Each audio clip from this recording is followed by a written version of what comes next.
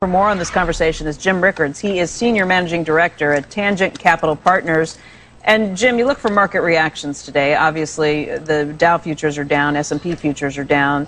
Yields on the 10-year Treasury are down too, which is a little crazy. But I will give you, gold is skyrocketing. It's up more than $50 above $1,700. Right. So what are we to make of all this when we put it all together?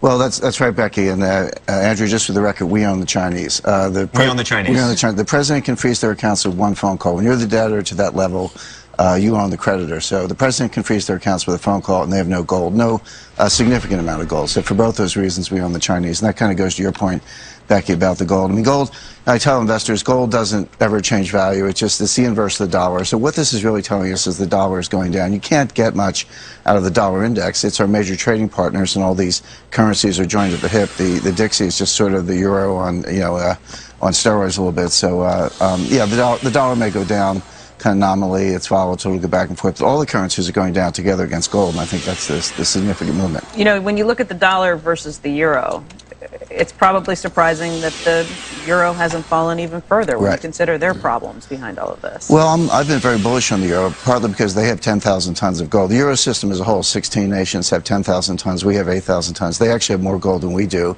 If you combine Europe, the United States, and throw in the IMF for good measure, that's about 70% of all the official gold in the world. It's a lot of gold. At least, who's left out in the cold? Chinese, Russians, Japanese, Brazilians, believe it or not, and the British don't have much gold. So as the currencies, as the paper currencies begin to collapse, and you need to go to a gold-backed system, which I expect in a matter of years, the people with the gold, so I call it the U.S. the Saudi Arabia of gold. We're a superpower in gold. But that's not an argument for staying in the euro necessarily. I mean, if the euro collapses, you may have a lot of gold, but you may not want to share it with your neighbors anymore. Well, that raises some geopolitical issues. Their gold is in the United States, so one of the scenarios I have is the United States would confiscate the European gold. I'm serious. It's what we've done before. And we've done this before? Well, yeah. Well, FDR in 1933 confiscated all the gold of all the citizens of the United States. This would just be an extension of that. And again, this all comes out of this International Emergency Economics Powers Act of 1978. The president has dictatorial powers. When I say dictatorial, I don't use that in a pejorative or hyperbolic way. I mean, he actually can just give executive orders to preserve the national security of the United States in economic space. So he could convert that gold, give the Europeans a receipt.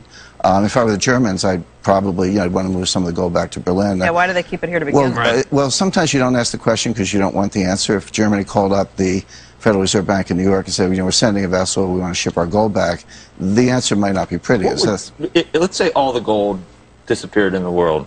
Was that like matter meeting antimatter? What would happen, Jeff? It would go to silver, it'd go to some other commodity. Okay, so you would at least admit that. It's just such a strange thing. Yeah, well, it's actually better. I mean, I agree it has to be a hard asset standard, so common sense says let's pick, by weight, gold is much more valuable than oil. It could be oil. It could be a lot of things. Is there any way it could be Chinese ceramic pottery? Because that's what my wife has been. No, because you consume it. I mean, this actually that's good though, right? I mean, it does go up in periods of inflation, right? Could you suggest that if we lose all the gold, let's go to Chinese ceramic? This goes to one of the toughest questions out there, which is Warren Buffett's question. He said any number of times, gold is shiny metal. Would you rather have all the gold in the world or all the farmland in the world? Right. The correct answer is you'd rather have all the gold, because then you could issue a currency backed by gold, buy the farmland, and have both. You would just have a leveraged balance sheet. I just still don't get. I don't even want any gold. I just don't understand why people crave it so much. And there's no inherent value, no intrinsic value for gold. It's not a producing asset. The only advantage is that you don't have the problem of printing, of creating fiat matter, creating more of it. Gold. And this today, look at that. I mean, it's a kind of a small mark, up $60. Practically no one understands gold. Right. Here's the way to understand it. It is not an investment. Warren Buffett's right about that. It is not a commodity. It is money.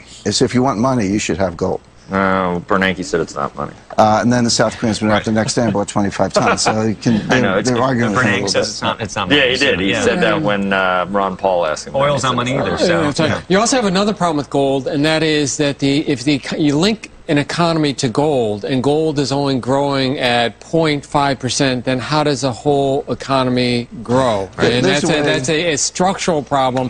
As everyone says, well, we'll move to a gold currency. There's some problems associated with that. Granted, you don't have the printing of it the way you do with the currencies, but there are some other problems.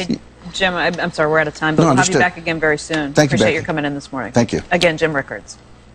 Right, like a gold. You have any gold anywhere? I mean, you wearing any? Your key? My wedding ring and my watch. Gold threaded underwear? We'll melt that down. All right. I'm not a gold bug. I'm a bond guy. Yeah. 30 years in the bond Weird. market. I should have said it's not. I know it sounds like an absurd question, but I've thought about it. Would the world end if all the gold was it's like, I don't know. Disappear. Why it's so important. Coming up, continuing coverage of the U.S. downgrade. What does it mean for the U.S. financial markets?